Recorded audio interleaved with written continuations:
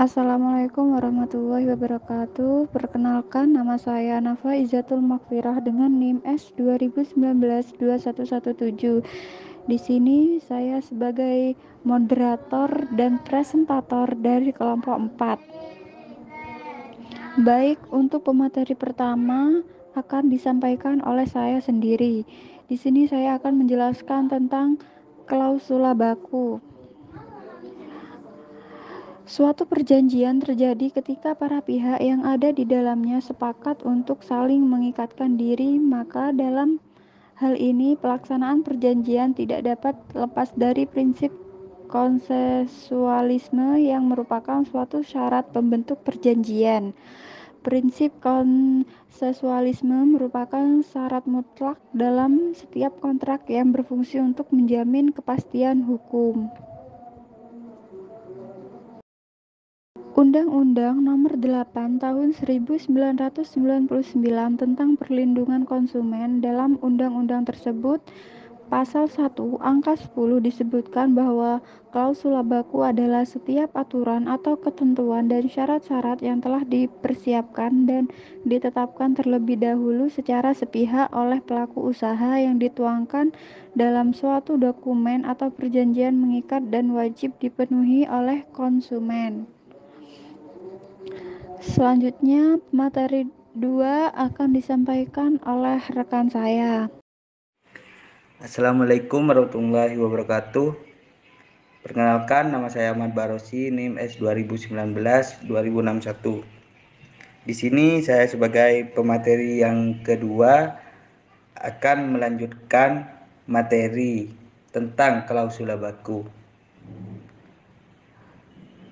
di mana penggunaan klausula baku dalam suatu perjanjian muncul dari kebutuhan yang ada di dalam masyarakat itu sendiri, bahwa dalam suatu hubungan bisnis yang membutuhkan suatu akta perjanjian yang cukup rumit dan menghabiskan banyak biaya, maka dengan adanya klausula baku diharapkan dapat memangkas biaya operasional yang dibutuhkan serta mempersingkat waktu.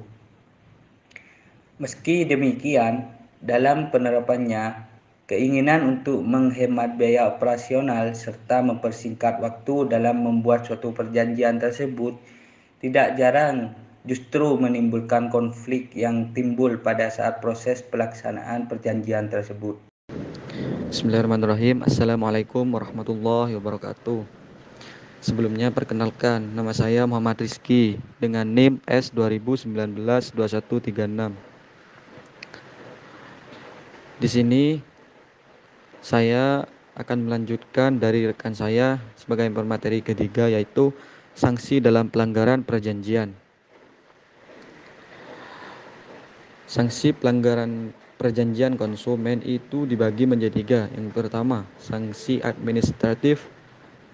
Yang kedua, sanksi perdata. Yang ketiga, sanksi pidana. Undang-Undang Perlindungan Konsumen mengatur beberapa jenis sanksi. Saya akan menjelaskan sanksi yang pertama, yaitu sanksi administratif.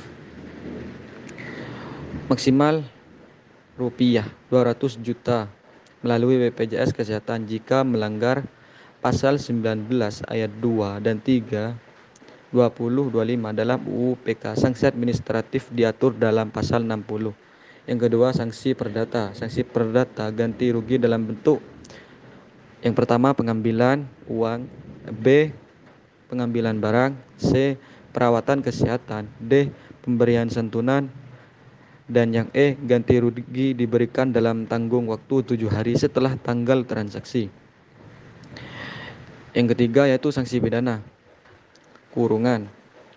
Yang pertama, penjara 5 tahun atau denda 2 miliar rupiah dengan pasal 8, pasal 9, pasal 10, dan pasal 13 ayat 2, pasal 15, pasal 17 ayat 1 huruf A, B, C, dan E, dan pasal 18 yang B, penjara 2 tahun atau denda 500 juta rupiah dengan pasal 11, pasal 12, pasal 13 ayat 1, pasal 14, pasal 16, dan pasal 17 ayat 1 huruf D dan F ketentuan pidana lain di luar Undang-Undang Nomor 8 Tahun 1999 tentang Perlindungan Konsumen, jika konsumen luka berat, sakit berat, cacat, tetap atau kematian.